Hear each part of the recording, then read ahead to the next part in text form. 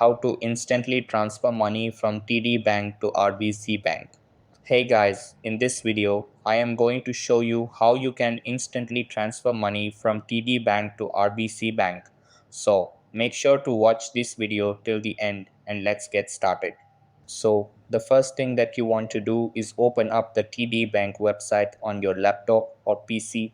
After that, sign into your account and you will be redirected to this page.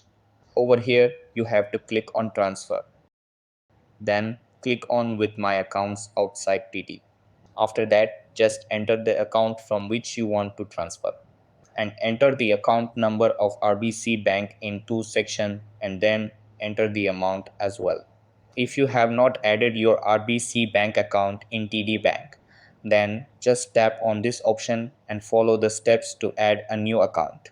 After filling in all these credentials, click on continue. Then just review your transaction and click on confirm.